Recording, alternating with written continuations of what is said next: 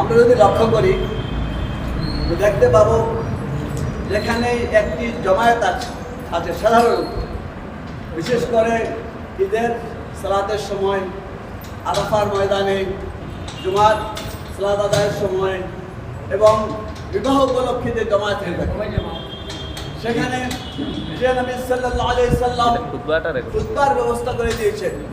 খুতবার অর্থ হলো একটা বয়ান, তাকরীর, যেখানে একজন বক্তা থাকেন এবং সামনে তার শ্রোতা থাকে। সেই খুতবাতে কি করা হয়? আল্লাহর প্রশংসা করা হয়, তাওহীদ এবং রিসালাতের সাক্ষ্য প্রদান করা হয়, নবী সাল্লাল্লাহু আলাইহি সাল্লামকে দুরূদ পাঠ করা হয়। এরপরে সমসাময়িক যে পর্বগুলো আছে, মনে করুন রমজান, হজ, উমরা, এগুলো যেগুলো আছে সে সম্পর্কে মাসলা মাসাইল বয়ান করা হয়ে থাকে, উপদেশ, আদেশ উপদেশ সেগুলো দেওয়া হয়ে থাকে। হুজুর সাল্লাল্লাহু আলাইহি সাল্লাম কোনো কাজের হুকুম দিলে এই খুতবার মাধ্যমে হুকুম দিতেন, এমনকি জিহাদের হুকুম দিলে দেওয়া হতো এই খুতবার মাধ্যমে হুকুম দিতেন। তারপরে তাসাদ্দাকু বলে আহ্বান জানাতেন। তাই খুতবার যদি আমরা অর্থগুলো বুঝতে না পারি তাহলে খুতবার মূল উদ্দেশ্য ব্যাহত হয়ে যায়। তাই আমি সব কিছু ঠিক থাকবে, তো আমাদের একটু যাতে আমরা উপকৃত হতে পারি সেজন্য আমি ওই খুতবার যে আয়াতগুলো বয়ান করতেন সেগুলো আমি তর্জমা আপনাদের সম্মুখে তুলে ধরার চেষ্টা করব। আশা করি আপনারা আমার সহযোগিতা করবেন। তাহলে আমরা এখন মূল খুতবা শুরু করব। الحمد لله نحمده ونستعينه ونستغفره ونعوذ بالله من شرور أنفسنا ومن سيئات أعمالنا من يهده الله فلا مضل له ومن يضلله فلا هادي له وأشهد أن لا إله إلا الله وحده لا شريك له وأشهد أن محمدا عبده ورسوله اللهم صل على محمد وعلى آل محمد وسلم. أما بعد وقال الله تعالى في كتابه المجيد أعوذ بالله من الشيطان الرجيم بسم الله الرحمن الرحيم يا أيها الناس اتقوا ربكم الذي خلقكم من نفس واحدة وخلق منها زوجها وبث منهما رجالا كثيرا ونساء واتقوا الله الذي تساءلون به والأرحام إن الله كان به ولا تموتن إلا لكم يغفر لكم ذنوبكم ومن يطع الله ورسوله فقد فاز فوزا عظيما. আল্লাহ তাবারাক ওয়া তাআলা তার এই জায়গাটা পাঠ করলাম, সেখানে আল্লাহ তাআলা প্রথম বয়ান করছেন ইয়া আইয়ুহান নাস ইত্তাকু, মানব জাতিকে সম্বোধন করে বলা হচ্ছে হে মানব জাতি, ইয়া আইয়ুহান নাস ইত্তাকু রাব্বাকুম বাসসা মিনহুমা রিজালান কাসীরা ওয়া নিসা, এবং এই দুজন থেকে ছড়িয়ে দিয়েছেন অসংখ্য নরনারী। এখানে লক্ষণীয় যে এখানে মানব জাতির আরম্ভ বা উৎপত্তি এক হযরত আদম আলাইহিস সালাম এবং তার বিবি হাওয়া আলাইহিস সালাম থেকে। কিন্তু আমরা যারা বিজ্ঞানের প্রশ্ন করেন তার ডারউইনস থিওরি অফ ইভলিউশন আপনারা দেখেছেন, সেখানে বলা হচ্ছে বানর থেকে মানুষের উৎপত্তি হয়েছে ইভলিউশনের মাধ্যমে, ক্রমবিবর্তনবাদের মাধ্যমে। এই থিওরি আমরা মানতে পারি না, এটা আমাদের সম্পূর্ণ ইসলাম বিরোধী থিওরি এবং এটা সম্পূর্ণ ভিত্তিহীন। বিজ্ঞানে একটা হাইপোথেসিস, একটা এক্সপেরিমেন্টালি প্রুফ। হাইপোথেসিস মানে অনুমান করছে, সেটা ঠিক হতে পারে অঠিক হতে পারে, আর এক্সপেরিমেন্টালি প্রুফ যেটা সেটা হলো পরীক্ষার দ্বারা প্রমাণিত। এটা হলো হাইপোথেসিস। যদি তা সত্য হতো তাহলে বানর আর থাকতে সবই মানুষ হয়ে যেতেন। বানর থেকে তো বানরই উদ্ভব জন্ম নেয়, আর মানুষ থেকে তো মানুষই জন্ম নেয়। গতিকে এর জন্য মতবাদ যেটা আমরা বিশ্বাস না করি।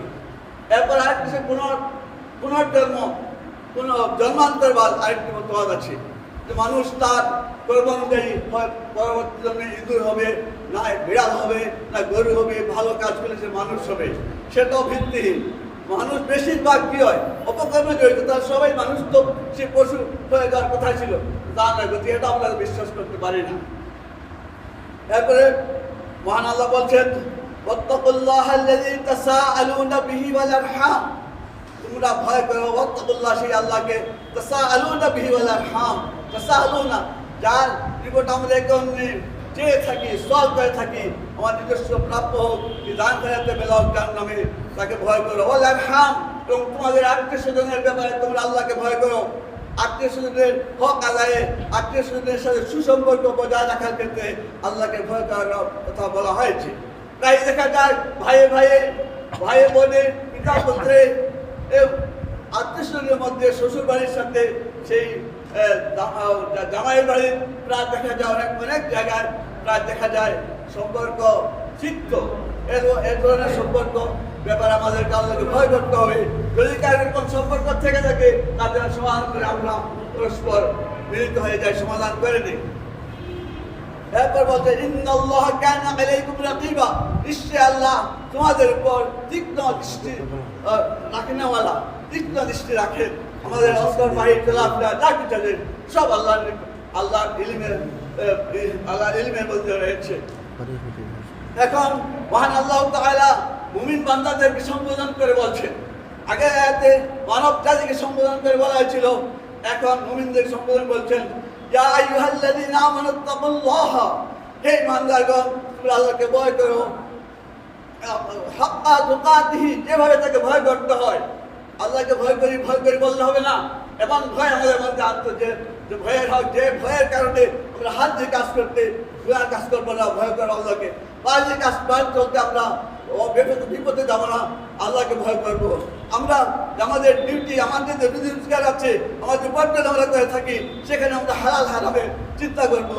আমরা হারাম উপার্জন করবো না, সুদ খাবো না, ঘুষ খাবো না, আমাদের কর্মে আমরা ফাঁকি দেবো না। এটা হলো প্রকৃত আল্লাহকে ভয়। আল্লাহ বলছেন আল্লাহকে ভয় করার মতো ভয় করো, হাক্কা তুকাতিহি ওয়ালা তামুতুন্না ইল্লা ওয়া আনতুম মুসলিমুন, এবং তোমরা মুসলমান হিসেবে, মুসলিম হিসেবে মৃত্যুবরণ করো। অনেকে বলে থাকেন কলমা নসিব না হলে আর বেহেশতে যাওয়া যাবে না, সেটা কথা কিন্তু আসলে ঠিক নয়। কথা হলো একজন মানুষ যদি মনে করে যে আমার সামনে মৃত্যু, আমাকে ফাঁসি দেওয়া হবে, আমাকে গুলি করে মারা হবে, তত সে কামনা করতে পারবে। আর যদি তার মৃত্যুর আগে তার হুশ মানে তার মস্তিষ্ক বিকৃতি ঘটে যায়, অ্যাক্সিডেন্টে মুছে যায়, হার্ট স্ট্রোক, ব্রেন স্ট্রোক হয়ে যায়, তাহলে তো কামনা করতে পারলো না, তাহলে কি সে মুসলিম হিসেবে মৃত্যুবরণ করলো না? না, সে মৃত্যু সে মুসলমান থেকে তাহলে সে মুসলিম হিসেবে মৃত্যুবরণ করেছে। যদি কলমা করতে পারে সে তো ভালোই কথা। আর যদি সে জীবিত থাকা অবস্থায় নিজের ইসলাম পরিবর্তন করে সে খ্রিস্টান হয়ে যায়, নাস্তিক হয়ে যায়, তখন সেটাকে বলা হবে যে ইসলামের হিসেবে মৃত্যুবরণ করেনি। যদি মুসলমান ইসলাম হিসেবে থাকি, যে কোনো মুসলমান মৃত্যু হোক না কেন, আমরা মুসলিম হিসাবে মৃত্যুবরণ করে থাকি। এরপরে আল্লাহ বলছেন ইয়া আইয়ুহাল্লাযীনা আমানুত্তাকুল্লাহ, হে ঈমানদারগণ তোমরা আল্লাহকে ভয় করো। আল্লাহকে বারবার ভয় করার কথা বলছে। ওয়াকুলু কাওলান সাদীদান, তোমরা বলো সত্য কথা বলো। ইসলিহ লাকুম আমালাকুম ইয়াগফির লাকুম যুনুবাকুম, তাহলে কি হবে? আল্লাহ তোমাদের আমলগুলো দুরুস্ত করে দেবেন, ইসলাহ করে দেবেন। ইয়াগফির লাকুম যুনুবাকুম, এবং তোমাদের গুনাহসমূহ আল্লাহ মাফ করে দেবেন। হ্যাঁ, মিথ্যা কথা তিনটা জায়গায় বলার অনুমতি রয়েছে। একটা হলো যখন নিজের ঘরের মধ্যে যে বিবির সাথে সত্য কথা বলা যায়, তাহলে হয়তো ঝগড়া বলার সম্ভাবনা আছে, সেক্ষেত্রে আপনি মিথ্যা, আপনি কাউকে কিছু দিয়েছেন, যদি আপনার বিবি জানে যে ওখানে দেওয়া হয়েছে, ঝগড়া বাড়িয়ে দেবে। কি কোনো জিনিস আনেছেন, যদি মনে করেন দাম কম শুনলে ঝগড়া হবে, এসব ক্ষেত্রে মিথ্যা কথা বলা যায় আপনার ঘরে শান্তি বিলাপতি থাকার জন্য। 2 নম্বর হলো জিহাদের সময় শত্রুপক্ষ আপনার অবস্থান সম্পর্কে আপনার প্রশ্ন করে সেখানে মিথ্যা কথা বলা যায়। আর 3 নম্বর হলো ঝগড়া ফাসাদ মিটাবার জন্য দুই পক্ষ ঝগড়া লেগেছে, তাদেরকে বিচার জন্য আপনার দুই পক্ষকে কিছু মিথ্যা কথা বলে তাদেরকে বাধ্য করে তার সমাধান করে দেওয়ার ক্ষেত্রে। আর অন্যতা মিথ্যা কথা আমরা বলতে পারি না। যদি আমরা সত্য কথা বলি তাহলে কি হবে? আমাদের আমালগুলো আল্লাহ দুরুস্ত করে দেবেন এবং আমাদের গুনাহসমূহ মাফ করে দেবেন। ওয়া ইউতিল্লাহ ওয়া রাসূলুহু ফাকাদ ফাযা ফাওজান আযীমা, এবং যে আনুগত্য করবে আল্লাহ এবং তার রাসূলের, ফাকাদ ফাযা, সে বিরাট সাফল্যের অধিকারী হবে। তবে আনুগত্য করবে আল্লাহ এবং আল্লাহর রাসূলের, কোনো বুজুর্গ কোনো ব্যক্তির আনুগত্য আমরা যতটুকুভাবে যতটুকু আল্লাহ রসুলের তরিকল নিয়ে গেলবে এটা বলবেন আমরা করতে পারি না। এখন মাত্র 3-4টা হাদিস বলেই আমি আপনাদের কার্যক্রম শুরু করে দেবো। রাসূলুল্লাহ সাল্লাল্লাহু আলাইহি ওয়াসাল্লাম বলেছেন, আর নিকাহ মিন সুন্নতি ফামান রাগিবা আন সুন্নতি ফালাইসা মিন্নি। আর নিকাহ এই নিকাহ বিবাহটা হলো আমার সুন্নাত থেকে, আমার আদর্শ থেকে। ফামান রাগিবা আন সুন্নতি, যে আমার এই সুন্নতে মুখ ফিরিয়ে দিল, অপছন্দ করলো, ফালাইসা মিন্নি, সে আমার মধ্যে নয়, সে আমার উম্মতের মধ্যে কোনো অর্থ। 2 নম্বর একটা হাদিসে রাসূলুল্লাহ সাল্লাল্লাহু আলাইহি ওয়াসাল্লাম বলেছেন, ইয়া মা'আশারাশ শাবাব মান ইসতাতা মিনকুমুল বা'আতা ফালিয়াতাযাওয়াজ فإنه أغض للبصر وأحسن للفرج ومن لم يستطع فعليه بالصوم فإنه له وجاء।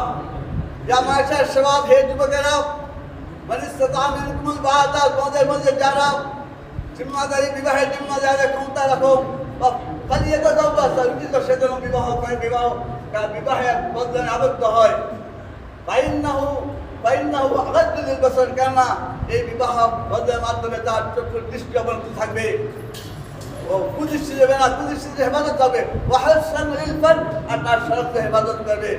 ওমান লাম ইয়াস্তাতি, এবং যে ক্ষমতা রাখে বিবাহের জিম্মাদারি দেয়, বিবাহের জিম্মাদারি কি হলো? জিম্মাদারি হলো তার বিবির ভরণ পোষণ দেওয়া, তার থাকবে বাসস্থান দেওয়া, এগুলো স্বামীর উপর দায়িত্ব, বিবির উপর দায়িত্ব নয়। এবং তার শারীরিক ক্ষমতা থাকতে হবে। তাহলে কি হলো? যদি মোবাইল লাগিয়ে সাথে তাতে যারা ক্ষমতা রাখে না, তাহলে বিশ্রম সে যেন রোজা রাখে, তার ব্যবস্থা আমাদের থাকবে।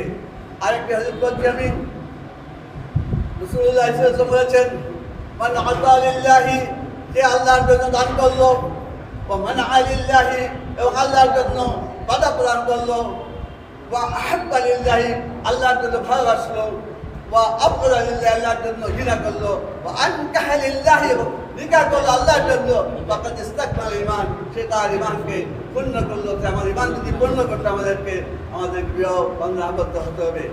আশা করি আপনারা আমার এই সময় আপনারা করেছেন, আল্লাহ আপনাদের সেই কোরবানি কবুল করুন।